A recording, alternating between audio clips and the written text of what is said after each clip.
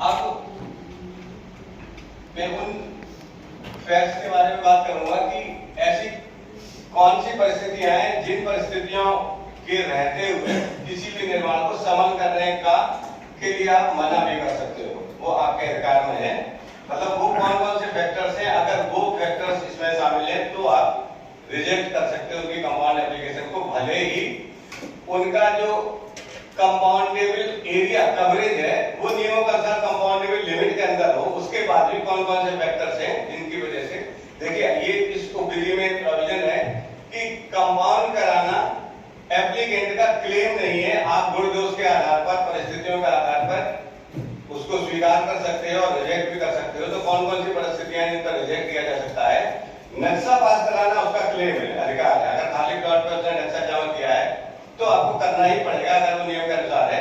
समन आपको करना ही पड़ेगा, ऐसा प्रोविजन नहीं है। आप गुण दोष के आधार पर नियमों की विवेचना करके और जो फैक्ट्स हम डिस्कस कर रहे हैं उन सब के अंदर जाके आपको तय करना है कि निरस्त करने योग्य है या किया जा सकता है। कौन कौन सी परिस्थितियां हैं जिन पर भी आपको विचार करना है? नंबर 1, अवैध निर्माण कहां किया गया है? यथा बेसमेंट, सेमी बेसमेंट, भूतल, प्रथम तल या अनुवर्ती तलों पर संलग्न भवनों की संरचनात्मक सुरक्षा, विकास एवं संवर्धन एवं गोपनीयता पर क्या प्रभाव पड़ेगा? एक बिल्डिंग बनी हुई है, उसके बगल में दूसरी ये बिल्डिंग बनी हुई है पहले से, ये आपका प्लॉट है। आपने इसको स्वीकृत से अधिक बेसमेंट खोद लिया तो वो बेसमेंट कंपाउंड करने की लिमिट के अंदर भी अगर उसकी कवरेज होगी तब भी आप मना कर सकते हो। अगर आप ये इंश्योर नहीं कर पाते तो लिखा बेसमेंट कि जो बिल्डिंग पहले से बनी है उसकी स्ट्रक्चरल सेफ्टी पे कोई फर्क तो नहीं पड़ने वाला है। ऐसा तो उसने बेसमेंट 3 मीटर यानी एकदम एग्जिस्टिंग बिल्डिंग के बगल से खोद दिया, ये बिल्डिंग है, इसकी स्ट्रक्चरल सेफ्टी प्रभावित हो रही है, तो आप साइड पे देख के स्ट्रक्चरल सेफ्टी का जांच करके इस तरह के निर्माण को समन करने से गुण दोष के आधार पर आपको रीजन देना पड़ेगा। ऐसे नहीं कि आपने देख लिया, रीजन देना पड़ेगा कि भाई स्ट्रक्चर सेफ नहीं है, और किसी स्ट्रक्चर इंजीनियर से आप उसकी डिजाइन चेक करवा सकते हो और उसके आधार पर निर्णय ले सकते हो करना है क्या नहीं करना।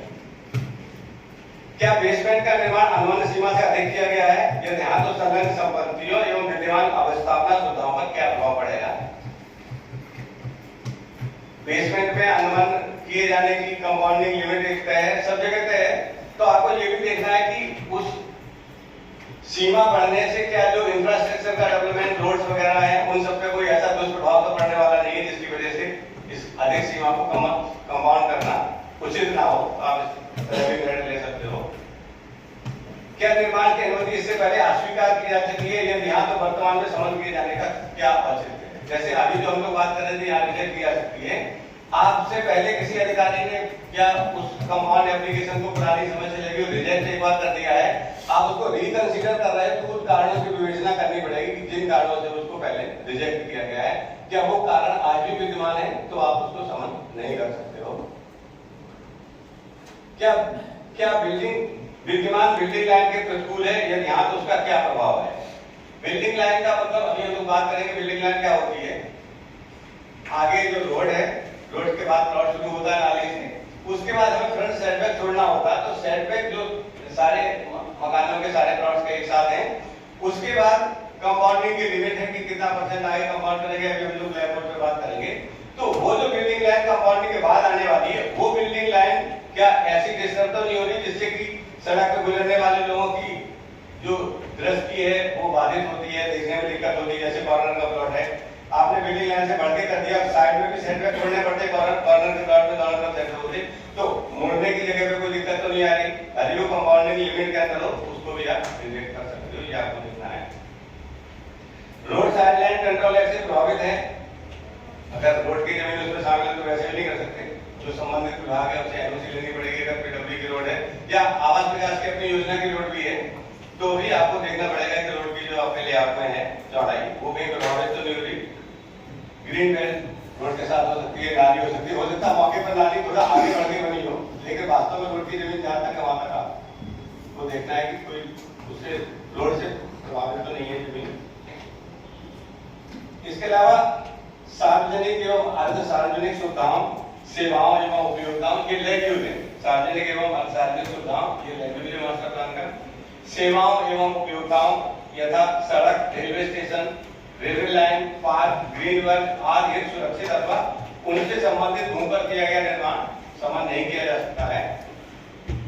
देखिए ये जो समन विधि है ये आवास विकास परिषद और सारे विकास प्राधिकरणों के लिए समान है। तो आपके यहाँ योजना के अंतर्गत जो भी चिन्हित है पहले से लेआउट बना हुआ वो सब डिमार्केटेड होता है, लेकिन विकास प्राधिकरण की सीमा में ऐसा नहीं होता है। सारी योजनाएं तो नहीं होती, प्राइवेट रेवेन्यू पर भी बात करते हैं, तो कुछ पॉइंट ऐसे हो सकते हैं कि जो विधि में विकास प्राधिकरण से ज्यादा रिलेट कर रहे हो। आपको कॉन्सेप्ट समझना है। महायोजना या जोनल डेवलपमेंट प्लान या लेआउट प्लान या लीज में निर्धारित भूमियों के विपरीत किया गया निर्माण, जैसे रेजिडेंशियल है उसमें अगर कॉमर्शियल यूज की बिल्डिंग बनानी है तो नहीं किया जा सकता है। अवैध भू विभाजन जिसका नियमितीकरण नहीं हुआ है के अंतर्गत स्थित भूखंड पर अथवा भवन में किया गया निर्माण, जैसे किसी आदमी ने 300 स्क्वायर मीटर का प्लॉट अलॉट कराया और उसके अलॉटमेंट के बाद उसने रजिस्ट्री करा दी और बिना आवास विकास परिषद से पूछे उसके 2 टुकड़े कर दिए, 2 भाग कर दिए, आधा किसी और को बेच दिया, आधा अपने पास रखा है, दोनों बेच दिए, तो वो अनधिकृत रूप से उपविभाजन की श्रेणी में आएगा। ऐसे किसी भी उपविभाजित भूखंड को समन नहीं किया जा सकता है तब तक कि विभाजन से पहले उसने पूर्व अनुमति प्राप्त न की हो संबंधित विभाग से। अगर उसने पहले सब डिवीजन के लिए अप्लाई किया है, आवास विकास परिषद ने के प्लानिंग सेक्शन की अनुशंसा पर आयुक्त महोदय ने उसका उपविभाजन स्वीकार कर लिया है, तो इस तरह उपविभाजन स्वीकार होने के बाद जो टुकड़ा है उस पर आप कर सकते हैं। लेकिन अगर पहले से अनुमति नहीं ली है तो इस तरह के अनधिकृत उपविभाजन की श्रेणी के भूखंड को आप समन नहीं कर सकते हैं। सरकारी या सार्वजनिक भूमि पर किया और बिना संबंधित विभाग की अनुमति से किया गया निर्माण, विवादित भूमि पर किया गया निर्माण, स्ट्रीट फ्लोर तथा पार्किंग हेतु आरक्षित क्षेत्र के अंतर्गत किया गया निर्माण। स्ट्रीट फ्लोर समझते हैं? स्ट्रीट फ्लोर हाँ, ग्राउंड लेवल पे जो फ्लोर पूरा पार्किंग के लिए यूज किया जाता है उसको स्ट्रीट कहते हैं, लेकिन उसकी हाइट जो है एक आवासीय जो रूम की हाइट है उससे कम होती है। हाँ, 2 मीटर 40 सेंटीमीटर बीम के साथ, बीम के नीचे बॉटम से और 270 सीलिंग के बॉटम से, ये उसकी हाइट है। वो अलग से बिल्डिंग वाले में निर्धारित है। तो इस तरह स्ट्रीट फ्लोर या पार्किंग है आरक्षित, जो पार्किंग के लिए आरक्षित है वैसे भी समन नहीं करोगे तो पार्किंग कैसे, तो पार्किंग की भी कैलकुलेशन होती है, पार्किंग प्लान लगाना पड़ता है, नहीं किया जा सकता है। उतारने से पहले 12 मीटर से नीचे भवनों तथा 500 वर्ग मीटर से अधिक भू पूरा वीडियो बना लो। अवस्थापना सुविधाओं में भूकंप होती उसके बाद ही उतरेगा, ठीक है? बिल्डिंग वाला ये वीडियो निर्माण जिसका भू आच्छादन ग्राउंड कवरेज हमें आएंगे बताने आधे घंटे बाद 1 घंटे 500 वर्ग मीटर है उससे अधिक आता है तो तो उसमें आपको फायर विभाग से एनओसी लेनी आवश्यक है। तो अगर 500 वर्ग मीटर से अधिक कवरेज वाले जो भवन है फायर की एनओसी नहीं ली गई है तो आप उसको कंपाउंड नहीं करेंगे। 4 मंजिल से अधिक तल अथवा 15 मीटर एवं अधिक ऊंचाई के भवनों और विशिष्ट भवनों की बिल्डिंग वाला जो एक सूची है यहाँ भी कुछ दिए गए हैं।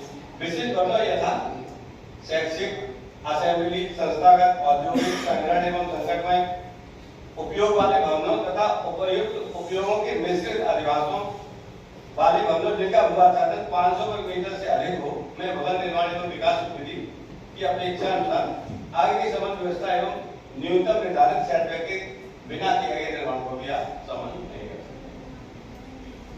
पूर्व निर्मित भवनों में ऐसे संरचनात्मक परिवर्तन, संवर्धन, परिवर्तन अथवा पुनर्निर्माण जिसके फलस्वरूप भू आच्छादन, एफआर, ऊंचाई, सेटबैक, भवन की दृढ़ता आदि प्रतिकूल रूप से प्रभावित होते हैं में स्थानीय अग्निशमन अधिकारी की अनुमति के बिना किया गया निर्माण समन नहीं होगा। फायर डिपार्टमेंट की एनओसी जरूरी है।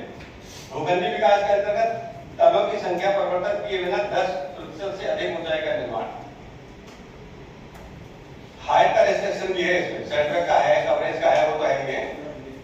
जो हमारी अनुमान ऊंचाई है भवन की, उस अनुमान स्वीकृत ऊंचाई से 10% अगर ऊंची बिल्डिंग बना दी है, तलों की ऊंचाई बढ़ा दी है, तब आप तलों की संख्या नहीं बदलनी चाहिए। ऐसा नहीं कि तल नीचे कर दिए 10% ऊंचाई बिल्डिंग की जगह 4 तल करिए, तो अनुमान नहीं है। और 10% से तल की संख्या नहीं कर ली तब भी 10% से अगर ऊंचाई अधिक है तो भी आप इसको समझ नहीं करेंगे। भूखंडी विकास के अंतर्गत, भूखंडी विकास का मतलब प्लॉटेड डेवलपमेंट, जो लेआउट के अंतर्गत जो प्लॉट है उनके इंडिविजुअल प्लॉटों की बात हो रही है। भूखंडी विकास के अंतर्गत निवास योग्य कमरे का न्यूनतम क्षेत्रफल, न्यूनतम चौड़ाई एवं आंतरिक ऊंचाई 10% से अधिक कम होने पर तथा ऐसे भवनों जिनमें मैकेनिकल वेंटिलेशन की व्यवस्था नहीं है, प्रकाश एवं संवादन का क्षेत्रफल न्यूनतम निर्धारित मानकों से 10% से अधिक कम होने पर किया गया निर्माण समन नहीं किया जा सकता है। नहीं किया जा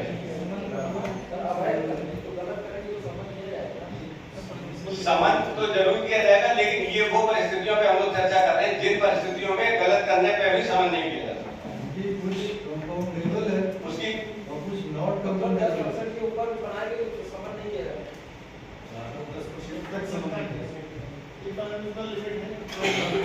बात बता रहे थे इसमें क्या, फिर से सुनिए, एक एक शब्द ध्यान से सुनिए, क्लियर हो जाएगा, नहीं होगा तो हम लोग बात देंगे। भूखंडी विकास के अंतर्गत निवास योग्य कमरे का न्यूनतम क्षेत्रफल, मिनिमम क्षेत्रफल की माना विकास योग्य कमरे का निवास योग्य कमरे का न्यूनतम क्षेत्रफल, न्यूनतम चौड़ाई एवं आंतरिक ऊंचाई 10% से अधिक कम होने पर, जैसे 3 मीटर लंबा 240 सेंटीमीटर चौड़ा न्यूनतम साइज है कमरे का, इसका मल्टीप्लाई कर देंगे और उसके 10% से भी ज्यादा छोटा कर दिया और छोटा करता